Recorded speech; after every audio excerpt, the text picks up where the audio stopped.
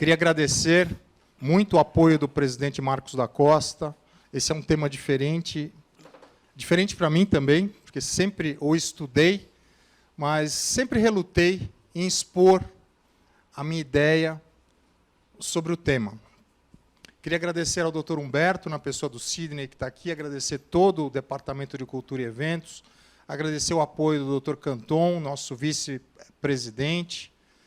O Dr. Humberto é uma pessoa formidável, porque ele sempre tem um carinho todo especial com os palestrantes, desde do pessoal do tráfego, o pessoal que nos liga, para realmente confirmar o agendamento da palestra. Sidney, receba o meu abraço carinhoso e o meu agradecimento e a oportunidade de estar aqui. O amor é uma energia? É uma energia? O ódio também é uma energia? Sim. Partindo desses dois pressupostos entre o amor e o ódio, transportando esse sentimento para o plano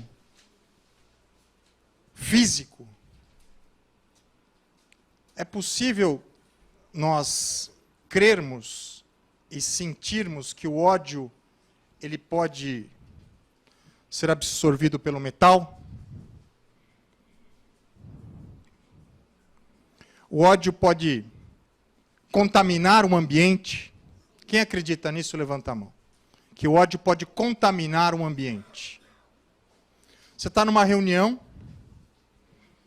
de negócios, uma reunião de trabalho, uma audiência, e você sente aquele clima pesado. Né? Então, aqui nós estamos falando no plano dos sentimentos. Né? No plano dos sentimentos. Começamos a investigar. Começamos a nossa jornada em busca desse novo limiar, que é a investigação psíquica, ou a investigação realizada através de pessoas sensitivas. Então, muito importante a presença do Lúcio aqui hoje, trazendo um pouco da percepção dele no dia a dia, na atividade policial. Né? Muito nos honra com a sua presença e a nossa homenagem à Polícia Civil do Estado de São Paulo. Muito obrigado, doutor. Bem, vindo para cá, eu fui conduzido pelo táxi preto especial da frota da OAB, e quem me trouxe foi o senhor Henrique Pinto, que, por coincidência, mora em Perdizes, perto de onde eu moro. E logo que eu entrei no carro, eu senti alguma coisa diferente. Engraçado, né? Senti alguma coisa diferente. Depois nós vamos falar dos filósofos, dos pesquisadores que falam dessa coisa do plano dos sentimentos e da intuição. E o senhor Henrique me deu um cartão, se apresentou muito educado, já um senhor de uns 55 anos, pessoa formidável. E ele me disse, doutor, hoje eu estou muito triste. Eu falei, por que o senhor está triste? Porque minha mãe faleceu ontem. Eu estou muito triste. E eu preciso contar para alguém o que aconteceu. Doutor, minha mãe, o senhor é advogado? Acho que talvez por isso ele puxou o assunto, Lúcio. Eu disse, não, eu sou advogado. Eu vinha brigando com o meu plano de saúde, minha mãe estava na UTI há 50 dias. Na UTI. E eu vim brigando com o plano, porque eles não queriam manter minha mãe na UTI. Eu, tragado por aquela angústia, brigando com o plano de saúde, insistindo para que a minha mãe tivesse um tratamento adequado. E, doutor, eu tive um sonho. Eu tive um sonho. Um dia antes da minha mãe falecer, eu sonhei que alguém tinha entrado no quarto da minha mãe e desligado os aparelhos que a mantinham viva. Eu tive esse sonho me machucou muito e me marcou muito, porque parecia muito real esse sonho. Eu olhei para ele e disse, nossa, E como foi o seu último contato com a sua mãe? Pois é. Eu cheguei no hospital, parecia que todos já sabiam o que estava acontecendo, que já tinha acontecido, e eu fui até onde estava minha mãe. E minha mãe estava exatamente do jeito que eu a vi no sonho. Com a língua de fora. Com a língua para fora. Aí eu procurei um amigo que é policial civil, para pedir uma opinião dele, técnica, sobre o pós-morte. Por que minha mãe... Tirei uma foto.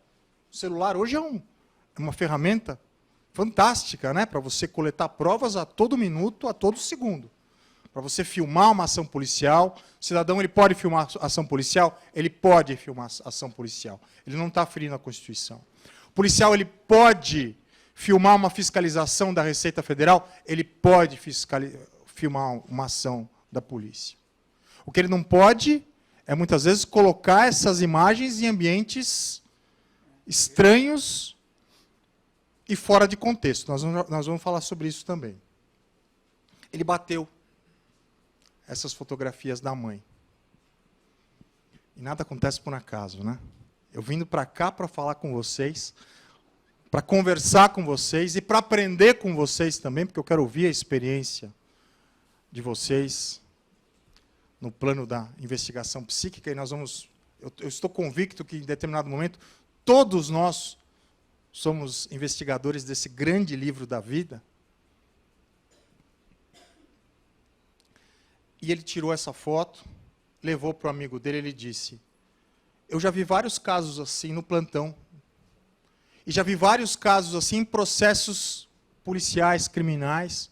Quando a língua ela sai para fora, é porque a pessoa não teve uma morte natural. Ela estava sendo abastecida por um aparelho, e no momento que ela desfalece rapidamente, o seu corpo desfalece a sua língua. Esse é o primeiro sinal de que pode ter havido um homicídio. Não culposo, doloso, intencional. Enfim, obviamente, ele já estava muito abalado, ele só desabafou comigo, eu não quis falar para o colega o tema da palestra, mas eu disse a ele, eu posso contar o que aconteceu com você, porque eu vou tratar de alguns assuntos criminais. Doutor, conte a minha história. Eu quero dividir a minha história com as pessoas. Senhores, primeira pergunta. O que foi esse sonho? O que foi esse sonho? O porquê desse sonho? Foi uma simples coincidência ou foi um contato dessa pessoa com uma outra consciência? Os cabalistas dizem que o sonho nos leva a mundos adimensionais, ou seja, a muitas dimensões. É um estudo da cabala judaica. Ou seja, que nós trafegamos por muitas dimensões. Que o sonho ele é atemporal. Nós navegamos em diversos tempos através dos sonhos. Né? E que os sonhos são sinais, são avisos para os cabalistas. Senhores, eu não sou movido por paixão espírita, por paixão evangélica. Eu sou um cientista, eu sou um observador, um pesquisador dos fatos. E por quê? E tento entender por que os fatos acontecem. E agora nós vamos mergulhar no centro da nossa discussão, mas para isso nós precisamos passar e compreender a palavra de 3 filósofos, que são fundamentais para o nosso debate, para nós abrirmos o nosso debate em torno da investigação psíquica, da investigação paranormal. O que é a verdade? Quando um ser humano, um homem, encontra em si mesmo a verdade. De todos os filósofos que eu li, e de tudo que eu li até hoje, o que mais me chamou a atenção é Roden, Humberto Roden, filósofo brasileiro que viveu com Einstein.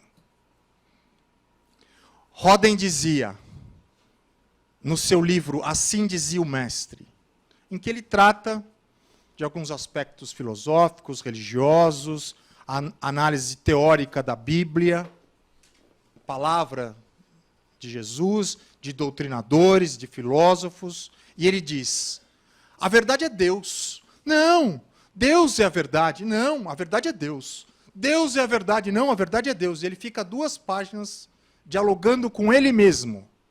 Até que em um determinado momento, Roden diz: não, fim, chega. O que é a verdade? E ele diz: a verdade é algo que não pode ser dito com o som das palavras. A verdade não está nas palavras. A verdade é algo que não pode ser escrito numa folha de papel. A verdade para Roden é aquela que você sente no fundo da sua alma, do seu eu, da sua esfera íntima e valorativa. E isso nos torna complexos, porque cada um de nós investiga, sente, absorve, olha para o outro, percebe as coisas de uma forma completamente diferente, tomados pelas nossas ideologias políticas, filosóficas. Então a verdade está no plano dos sentimentos. É aquela que você sente. E ele diz mais, ele vai além.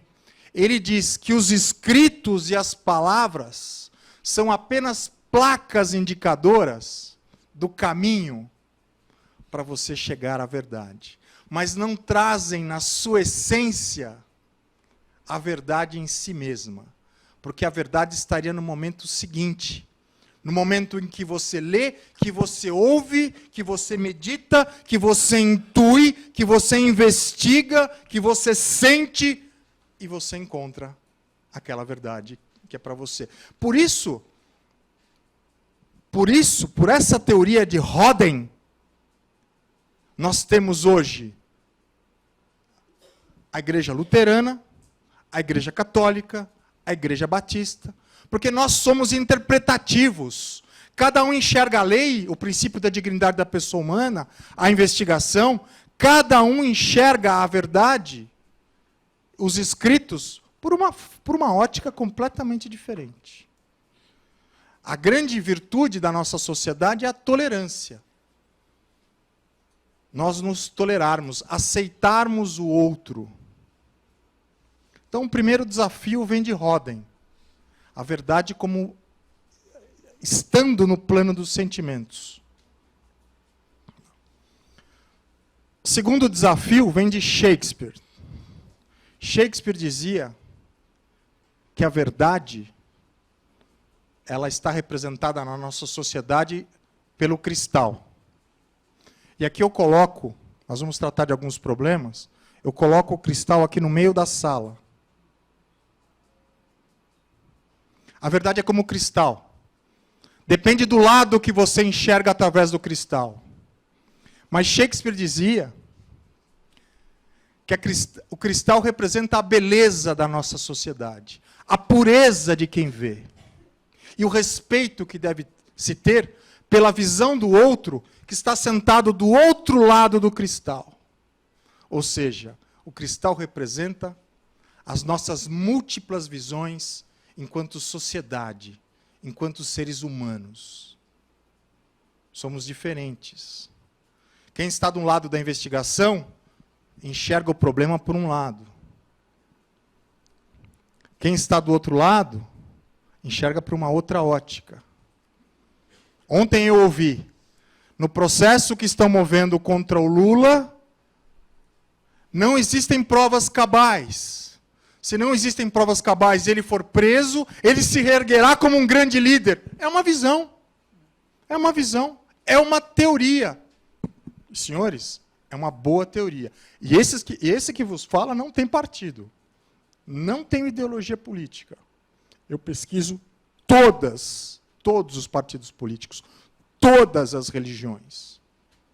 Esse é o pesquisador, ele é livre, ele não tem apego, e eu não tenho apego a ideologias, ou a partidos, ou a políticos.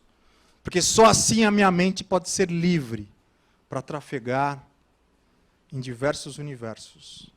Essa é uma investigação, é uma teoria. Senhores, e o último desafio vem de Albert Einstein, quando ele dizia: penso 99 vezes, penso 99 vezes, e nada descubro. Então mergulho num profundo silêncio,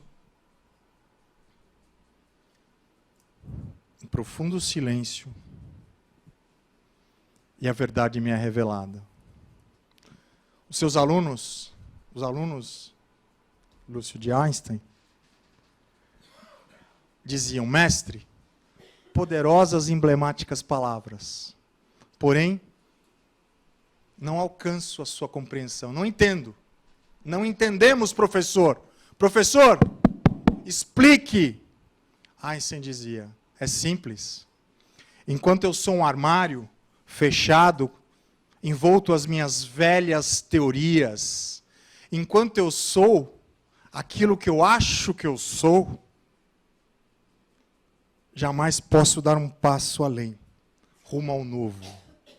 Apenas no árduo exercício diário de me rever, de me desconstruir, de refazer os meus valores, os meus conceitos, me projeto rumo ao novo, vazio, puro.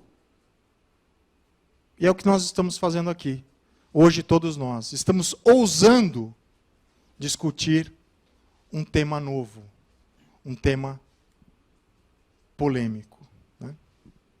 E eu não posso deixar de começar a discutir esse tema polêmico que resvala no nosso núcleo religioso, resvala nas nossas convicções pessoais. E vou fazer mais uma pesquisa rápida aqui com vocês. Quem aqui na sala acredita que é possível se desenvolver uma investigação através do uso que a polícia poderia usar, em alguns casos, de crimes insolúveis, pessoas sensitivas? Levanta a mão. Nós temos algum sensitivo aqui na sala que já participou de uma investigação? Algum de vocês aqui na sala passou por uma experiência psíquica diferente e que, no meio da nossa palestra mais para o final, gostaria de compartilhar conosco, além do Lúcio, da polícia, que vai compartilhar? Ninguém? Você? Ninguém? Ninguém viveu uma experiência interessante, diferente? Ninguém? Bom, o primeiro grande caso que nós temos no Brasil envolvem dois garotos, dois adolescentes, duas crianças, no interior de Minas Gerais. Eles discutiram um dia antes, na frente dos amigos, as famílias eram muito amigas, e eles tiveram uma discussão muito feia. Mas, sem que ninguém soubesse, eles fizeram as pazes. Afinal, eram bons amigos, né? Um deles, o pai era policial. E ele disse: vamos lá em casa? Vamos lá em casa brincar com a arma do meu pai? Eu descobri onde meu pai guarda o revólver. Vamos lá brincar? Você não quer pegar a arma do meu pai? E eles começaram a brincar com a arma do pai. A arma passava na mão de um, passava na mão de outro. Eles colocavam a bala, viam como colocava a bala no tambor do 38, fechavam, abriam. Num determinado momento, um deles se descuidou. Dava um tiro com a arma descarregada, né? Quem não foi moleque, não foi criança, né? Meu pai era policial também, e eu também fazia isso. Meu pai guardou a arma no cofre, né? Graças a Deus, porque podia ter acontecido, né? Mas menino é moleque, né? E faz arte, faz parte da descoberta da vida, né? Cometer os erros, né? Senhores, um menino de 18 anos, cujo pai era policial, esqueceu uma bala no tambor. O coleguinha, o amiguinho, saiu do quarto e voltou. E ele estava justamente apontando o revólver para a porta. E o amigo aparece na porta. Um tiro é disparado e uma vida que parte. O menino vem a falecer no hospital.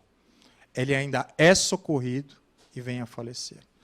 A família, indignada, inicia uma campanha por vingança. Uma campanha de ódio, uma campanha pela condenação desse jovem. E o que aconteceu nesse caso? O médium Chico Xavier recebeu uma carta, teria recebido uma carta desse jovem de 16 anos. E a primeira pergunta que nós fazemos, enquanto advogados, enquanto estudantes, como incorporar uma carta do além? Como que um juiz, qual é o método de autenticação de uma carta que vem do além? Ela pode ser aceita como prova?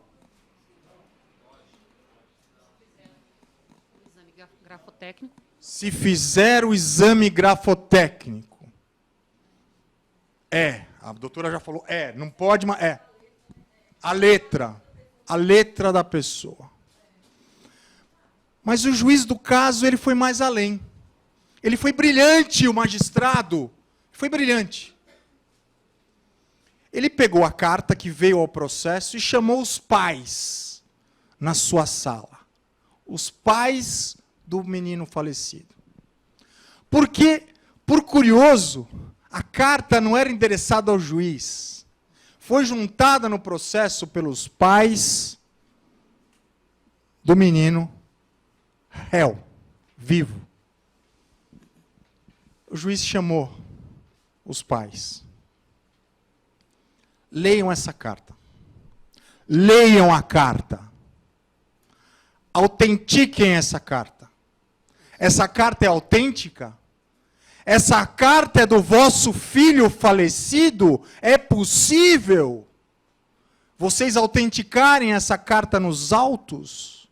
Senhores, primeira leitura, não. Não é possível. Queremos a condenação, isso não aconteceu, isso não aconteceu, isso não aconteceu. Aí a mãe lê uma parte da carta que diz: mãe, sinto muitas saudades. Mãe, eu me lembro quando eu estendia meu braço e você, desde pequeno, com a ponta dos 2 dedos, me fazia dormir. E eu me lembro que uma semana antes de eu deixar vocês, eu disse: mãe, estou com tanta saudade, me faz dormir, mãe, hoje. Quero dormir aqui pertinho de você, porque o pai vai voltar tarde. E ele estendeu o braço, e ela com a ponta dos 2 dedos, fez ele dormir. A mãe, quando leu aquilo, ela disse: essa carta é autêntica e é do meu filho, porque só eu, como mãe, sei dessa particularidade, dessa cumplicidade com o meu filho. Senhores, a carta foi autenticada pelo magistrado sentenciante. E no júri foi levada em consideração. E os pais do menino que faleceu brigaram pela absolvição do menino que estava sendo julgado. E qual foi o resultado do julgamento? Ele foi absolvido. Senhores, esse é um dos grandes casos que nós temos aqui no Brasil, em que uma autoridade judiciária autentica a voz do além. O que eu chamo de voz do além? Autentica a história que é contada por um médium. E o que é um médium? Alguém saberia me dizer o que é um médium? O médium é o sensitivo? Ou são coisas diferentes? O médium, existem vários tipos de médiums. Tem aquele médium que ele prevê o que vai acontecer, segundo a teoria espírita. Existe o médium que sonha com fatos do passado, justificando essa teoria de que o nosso sonho ele é adimensional. Nós navegamos por muitos tempos, olhamos o nosso passado, somos prevenidos de coisas que vão acontecer. Quem aqui já sonhou com alguma coisa que de fato aconteceu? Levanta a mão. 1, 2, 3, 4. Muita gente. Muita gente. Então vocês já têm uma história para compartilhar. Né? Quem aqui teve um déjà vu? Vocês sabem o que é um déjà vu? Por que nós temos déjà vu? Você entra numa... E quantas pessoas, né, aqui, sonharam e tiveram um déjà vu? Você entra numa sala, você para, você olha aquelas pessoas e fala, nossa, mas eu conheço todo mundo aqui. Aí você fica meio atordoado. Começa a te vir alguns flashes na cabeça. Não é assim o déjà vu? Começa a te vir alguns flashes na cabeça e você pensa, nossa, eu já vivi isso. E de repente você começa a sentir um aperto no coração, porque no momento seguinte vê alguma coisa ruim. Né? Normalmente vê alguma coisa e você começa a sentir, nossa, eu vou sair daqui, como é que é mesmo o déjà vu que eu senti? Vai acontecer alguma coisa? Você até para, senta, toma um café, toma uma água com açúcar e muda a sua rotina, em função do déjà vu, que é a sensação magnética, pode ser definida como uma sensação magnética de estar vivendo novamente algo que você já viveu. De você estar recebendo uma energia, ou estar tendo uma percepção de algo que já te aconteceu. As minhas experiências no campo paranormal. O que já aconteceu comigo? Uma ocasião, uma cliente, ela estava grávida. Ela falou, doutor Coriolano, eu estou muito interessada numa casa, meu marido já viu, nós somos super ocupados, o senhor sabe, e o meu marido pediu para eu bater o martelo. Eu vou ter que bater o martelo na casa e eu vou ter que ir lá ver a casa. E meu marido, ele está muito na dúvida em relação, a casa está com um preço excelente, um preço ótimo, e nós precisamos que, olha, o neném vai nascer, eu já estou de 7 meses, e eu queria que o senhor me acompanhasse, porque o senhor já veria as questões contratuais, doutor Coriolano. E também gostaria da sua opinião. Ótimo. Fui com a cliente. Doutora Patrícia, vê a casa. Quando eu chego na frente da casa, mas o meu coração aperta. Alguém já sentiu um aperto no coração, assim, do nada? O coração apertou. Coração, uma sensação ruim. E ela parou assim na entrada, é um sobrado bonito, lembro as paredes verdes, uma porta branca, bem clean, lindo, jardim bonito. Nossa, um lugar extremamente agradável. Eu não precisaria estar sentindo aquele aperto no coração, e ela parou assim. Falou assim, ai, neném mexeu. Neném mexeu. A senhora está bem? Ela demorou alguns minutos, recuperou, a corretora foi lá dentro, pegou um copo d'água, trouxe para ela, e passou. Também me passou aquele meu aperto no coração. Nós começamos a ver a casa, tudo ótimo. Nossa, um banheiro bacana embaixo, tinha uma escada da sala que ia para o piso superior, bacana, um quintal, eles queriam ter um cachorro, me lembro, bacana. E eu comecei a olhar a expressão da corretora, e a corretora com uma expressão um pouco preocupada. Veja, nós estamos num processo de investigação, né? Eu estou investigando se a casa serve para a minha família, a moça, e eu investigando se a casa serve para a minha cliente. Senhores, Nós subimos. Ela subiu devagarinho. 2 quartos e uma suíte no fundo. Aí ela abriu, a suíte bonita. Quando ela abriu aquela porta, meu coração assim pegou, mas assim, parecia que eu perdi o ar. Perdi o ar na hora. Veio assim, sabe, parecia que eu senti um hálito pesado vindo em minha direção, muito pesado. E a moça, grávida, falando: doutor, eu preciso ir embora daqui. A criança vai explodir na minha barriga. A criança vai explodir, está pipocando na minha barriga, desde que eu entrei aqui dentro. Mas aqui dentro desse quarto, eu não consigo ficar aqui. Estou passando mal. E ela começou a vomitar. Ali mesmo, nós, sabe, levamos ela para fora. No momento em que nós abrimos a porta do carro dela, ela sentou um pouquinho, e ela tomou um copo d'água, ali ela começou a melhorar, começou a voltar a cor. Começou a voltar a cor. Tinha alguma coisa muito ruim ali. Uma presença sobrenatural, algo inexplicável que eu não tinha sentido aquilo antes. Um desespero, vontade de chorar. Vocês já entraram num lugar que te dá vontade de chorar? Assim que você põe o pé no lugar? Alguém aqui, levanta a mão.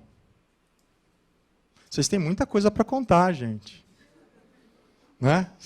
Vocês têm experiências parecidas com a minha. E esse é um dos motivos de eu estar aqui. Eu comecei a conversar com pessoas nos últimos anos que tiveram experiências e estão pesquisando exatamente esse tema da nossa palestra. Ou seja, acontece com todos nós, mas nós não temos no Brasil um centro de pesquisas, né, desapegado de qualquer religião, neutro, para estudar esse tipo de fenômeno. Né? E eu acho que nós passamos também por essa construção.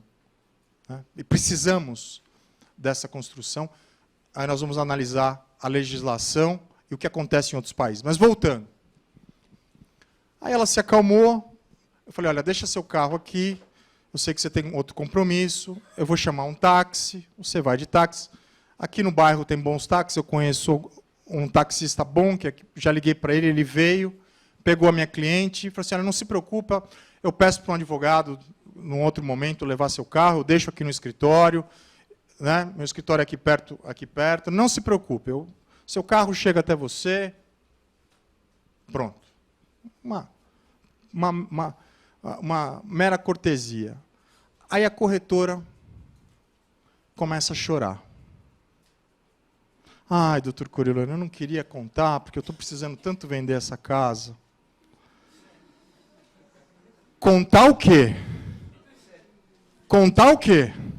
Ai, doutor, aquele quarto que vocês entraram, aconteceu um duplo homicídio. O filho do casal está preso. O menino tinha distúrbios psíquicos terríveis. E entrou ali, esfaqueou o pai e a mãe. Dentro daquele quarto, e a cena é horrível, etc. Senhores, começou a passar um filme na minha cabeça naquele momento. Eu falei: meu Deus do céu. Fiz uma oração, pedi para o Criador me iluminar. Né? Eu rezo para o Criador, né? Não rezo para Jesus, não rezo para Buda, eu rezo para essa energia que é o amor. Né? Senhores, comecei a conversar com a corretora. Primeira pergunta que eu faço para vocês: por que aquela energia estava lá ainda? E por que nós sentimos tudo aquilo? Me digam. Alguém pode me dar uma explicação? As energias estão apegadas à casa. É a primeira teoria. A energia, como eu falei no começo da nossa palestra, está ali. Aquela energia ruim. Qual seria a outra teoria? Quem aqui é espírita, levanta a mão. eles não entenderam. Que eles fizeram a passagem. É uma teoria espírita. Que eles não entenderam, não entendem aqueles espíritos que estavam ali. Quem é católico, levanta a mão. Quem não acredita em nada, levanta a mão.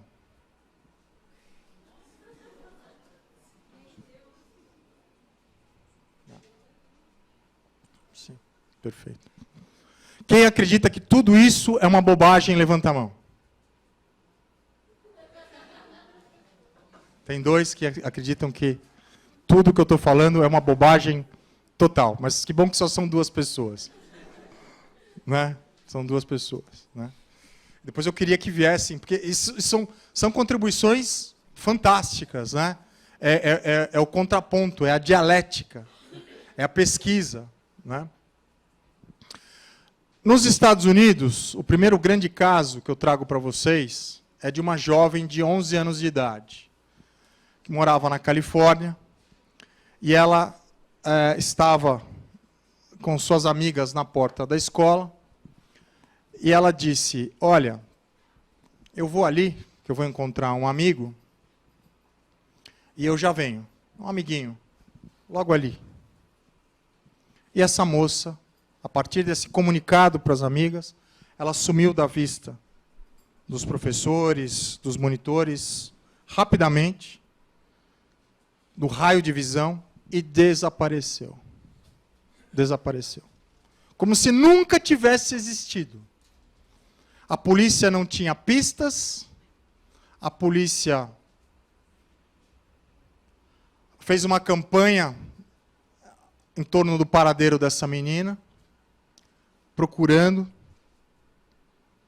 pesquisando, entrevistando amigos, parentes, quebra de sigilo telefônico, quebra de sigilo telemático dos computadores, dos pais, dos tios. E nada. E não conseguiram achar nenhum rastro dessa menina. Até que os pais céticos também não acreditam em nada. Os pais é como o senhor, não acreditam em absolutamente nada. Mas estavam desesperados. Extremamente desesperados. E uma amiga da família diz, olha, vamos tentar uma última coisa. Tem um médium famoso que vive no interior, ele atende só casos específicos, ele não cobra nada, é um sensitivo, e ele já localizou várias pessoas desaparecidas. Ele é conhecido por localizar pessoas que somem. Não, pelo amor de Deus, eu não quero isso aqui na minha família, vai me fazer mal, vou sofrer ainda mais, vai me dar esperanças. O médium apareceu. Lá na porta, a amiga da família trouxe o médium, ele se apresentou e falou, eu posso ir no quarto da menina? Eu posso ver as fotografias da menina? Porque segundo esse médium, segundo esse sensitivo, ele ao ter contato com alguma peça, alguma roupa, ele poderia ter algum flash na sua mente acerca do paradeiro da mesma. Senhores, ele via constantemente duas imagens. Duas imagens. A primeira imagem era a mão de uma criança jovem, com as unhas rosas. E quando ele tentava se aproximar para ver o conteúdo que estava dentro da tela do celular, essa mão virava. Essa mão virava. E ele via as costas, a capa do celular, que era uma capa toda cheia de strass, de desenhos, maluca. E ele via um carro vermelho. E uma sensação muito ruim, e ele passou só duas informações para a polícia. Pesquisem alguma amiguinha na escola que tem um celular. Essa pessoa que está com essa menina, trocou mensagens através do celular da amiguinha. Ela não usou o celular dela. Eu sinto que que ela foi encontrar com alguém de fato, mas que nós não vamos encontrar nos aparelhos do pai, da mãe, no laptop dela. Vocês vão encontrar nesse celular. E procurem um carro vermelho. Procurem um carro vermelho. Era só. Senhores, por incrível, foi o suficiente para a polícia. Porque a polícia começou, a partir disso, a investigar dentro da escola quem que poderia ter um celular com aquelas características. Entrou, falou com as professoras, professora, tem alguma amiguinha dela, que estava sempre grudadinha nela, que tem um celular todo desenhado, esquisito, com uma capinha toda diferente? Ah, tem, a Lucy. Elas estão sempre juntas. E para você ter acesso ao celular da Lucy, os pais conversaram com a Lucy. A Lucy começou a chorar na primeira entrevista. Ah, eu sou culpada. Eu conheci esse rapaz num site de bate-papo. Eu conheci. E eu ofereci para ela ir no meu lugar. E ela se interessou. Era para eu ter sido sequestrada. Aí as investigações foram feitas dentro da máquina da família, dessa família da Lucy. E localizaram. Ela estava sendo abusada, maltratada. Era um sádico. Era um sádico que foi preso. Senhores, se passaram 72 dias sem pistas nenhuma acerca do paradeiro dessa menina. Ela foi levada para outro estado. O desenho do sequestro foi todo tramado na internet. E quando essa menina, a Lucy, desistiu do encontro, ele virou a falar para ela, falou assim, eu te dou $1.000, eu te dou um presente que você quiser, me apresenta uma amiga. Me apresenta uma amiguinha que eu te dou um presente, eu te dou um dinheiro.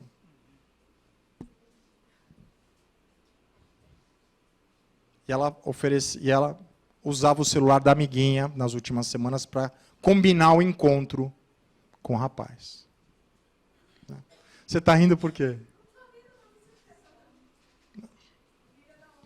Amiga da onça. Ela, na verdade, tinha muita curiosidade em manter... A pessoa que estava do outro lado era muito sedutor para uma criança de 11 anos. Uma jovem, pretensa adolescente, uma pré-adolescente. Né? E hoje nós sabemos, né, que os crimes contra a criança e o adolescente, eles passam muito pela internet. Né? Mas eu queria chamar o senhor à frente, para o senhor dar o seu depoimento como cético no assunto, que eu acho que é importante agora nós ouvirmos o outro lado. O senhor pode vir aqui, falar um pouquinho? E a senhora também. A senhora também. Queria pedir a sua manifestação. Bem? É importante. A dialética é muito importante. Eu amo a dialética. E eu gosto muito de pessoas que pensam exatamente ao contrário do que eu penso. Porque muitas vezes eu me convenço. Né? Eu me convenço que eu estou errado. O nome do senhor, onde o senhor trabalha, a palavra é sua, fica à vontade. Sou Paulo Pedro de Amorim, trabalho no Sindicato dos Padeiros São Paulo, sou formado em Sociologia e Ciências Políticas. E eu, desde criança, eu nunca acreditei em nada. Devido ao sofrimento, minha criação sem estrutura nenhuma, né? E eu fui ter a minha estrutura depois de uma certa idade, depois que eu aprendi a minha profissão, comecei a trabalhar, né? E aprendi a profissão nova, sou padeiro, né? Padeiro, confeiteiro, lotado no sindicato há 32 anos já, e eu nunca acreditei em Deus, não. Nem em igreja, nem nada. A minha esposa, ela é budista. Eu, com licença a palavra de todos, sou bundão. Não participo de nada. Não, mas é um depoimento sincero de uma pessoa que tem uma instrução, tem uma visão de mundo próprio. Mas o nome do senhor mesmo? Paulo Pedro. Paulo Pedro. O senhor Paulo Pedro, ele tem um sentimento dele, né? Cético em relação às... Depois dos meus 30 anos. O senhor nunca passou por um momento de desespero na vida do senhor, que o senhor pediu proteção para uma força maior? No desespero eu achava que não tinha Deus. Não. Sempre? Nunca rezou? Desde criança eu pensava assim, por que tanto sofrimento? Né? Que Deus quer esse? Onde está esse Deus? Não tem Deus nenhum. Obrigado. Uma salva de palmas para o senhor. Boa noite, meu nome é Flávia, sou estudante de Direito. Minha questão não é nem acreditar ou não em Deus, é que eu nunca passei por uma experiência que tenha visto alguma coisa, que alguém tenha me contado alguma coisa. Foi por isso que eu falei, eu não acredito. Eu não acredito em alma, eu não acredito nisso, porque podem ter contado, mas eu nunca vi. Então, eu só acredito naquilo que eu vejo. Pronto.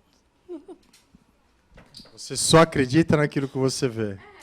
O seu namorado sofre com você, então, né? Santo Tomé, veio para crer, né? Veio para crer. O namorado dela sofre, né? Olha lá, a amiga está dizendo... Ó, já tira uma foto, mas ó, de longe, hein? De longe. Não, ele não é o ciumento, sou eu. Ela é a ciumenta da história. Você é a amiga que já acredita, você é mais flexível? Ou você é que nem a amiga? Você acredita muito?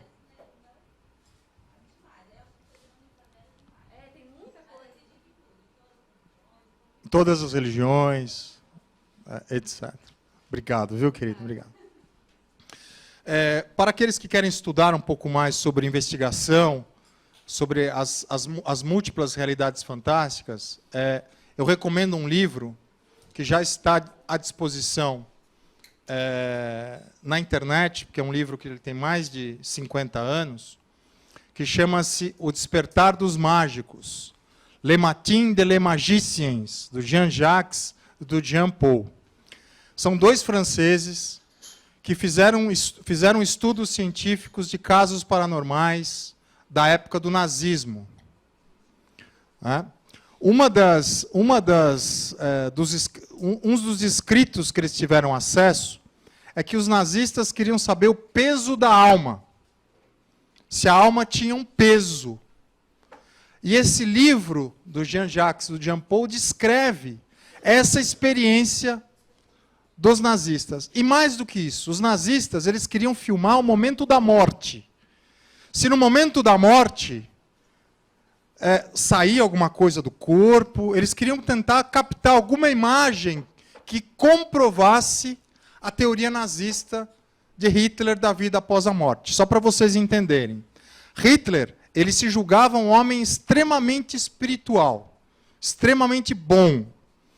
E ele acreditava que ele não estava exterminando ninguém, que ele estava purificando o mundo de uma raça judia, dos judeus, que ao exterminar os judeus e implantar a raça ariana perfeita, essas pessoas, ao reencarnarem, essas almas reencarnariam numa sociedade melhor.